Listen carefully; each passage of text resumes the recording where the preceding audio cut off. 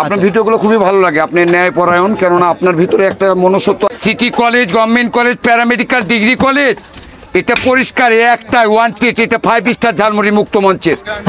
আপনাকেই বলছি টাকা করবেন না তো খাবেন, বলবেন খেতে ভালো না টাকা রাখবে না, লেখা আছে উচ্চশিক্ষিত, এটা 5 সদস্যের 5 স্টার উত্তরবঙ্গের একটা খাবার। জি, আপনি বলবেন খেতে ভালো লাগেনি টাকা রাখবে না, কেননা এটা বাচ্চারাও খায়, মানসম্মত খাবার তো, মচমচে একটা খাবার, জোরালো ফেমাস। বলেন প্রিয় বন্ধুরা, আসসালামু আলাইকুম। অবস্থান করছি রাজশাহী মুক্ত মঞ্চে।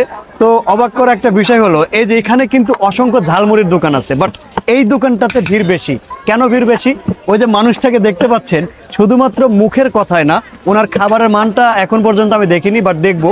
কিন্তু আমি যেটা লক্ষ্য করলাম, এইখানে এত দোকান থাকার পরেও এই দোকানে কেন এত ভিড় বেশি? নিজের মুখের কথায়, মানে এই যে একটা কথা বলার কৌশল, এইটা কিন্তু উনি জানে। শুধুমাত্র যে কারণে বলতে চাই, পরিশ্রম মানুষকে কোথায় নিয়ে যেতে পারে দেখেন, শুধুমাত্র কথার উপরে ভিত্তি কইরা এইখানে অসংখ্য মানুষের ভিড় জমায় নিছে উনি কিন্তু বিজনেসটা ঠিকই করতেছে। তো ভাই, এখানে এর আগে কি আপনি মুড়ি খাইছেন? খাইছি, কেমন লাগে? ভালোই মোটামুটি। ওনার মুখের কথা তো শুনলাম, আমি এখানে দাঁড়িয়েছিলাম। ইংলিশ ভালো জানে। আচ্ছা, উনি ইংলিশ ভালো জানে। উনি নিজের মুখের কথার মাধ্যমে এখানে মানুষকে আকৃষ্ট করে, মানুষকে টেনে নিয়ে আসে, যেটা আমার অনেক ভালো লাগছে। এটা একটা বিষয় যে ভাই পরিশ্রম করলে সফল হওয়া যাবে।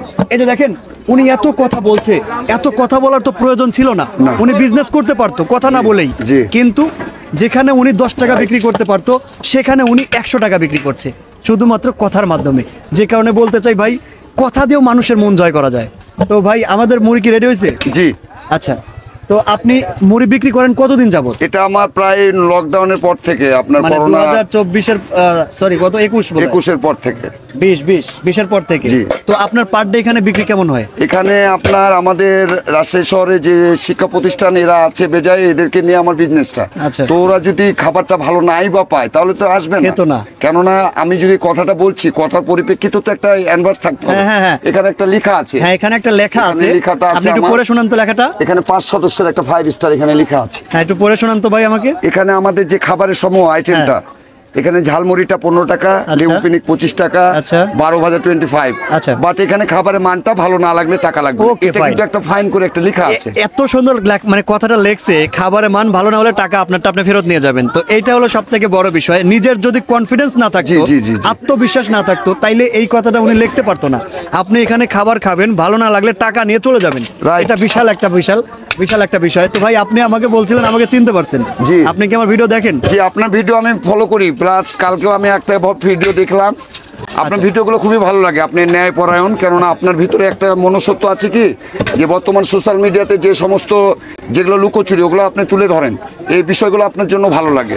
আপনি এমন কোনো নাই যে আপনি তাদের বিষয়ে কথা বলেন না, ন্যায়ের ভিতরে থাকেন। আচ্ছা, আমি একটা ভিডিওতে বলেছিলাম যে আমার ভিডিও ম্যাক্সিমাম এডুকেটেড পারসন দেখে, কারণ আমার যারা দেশকে নিয়ে ভাবে বা দেশকে ভালোবাসে তারাই আমার ভিডিও দেখে।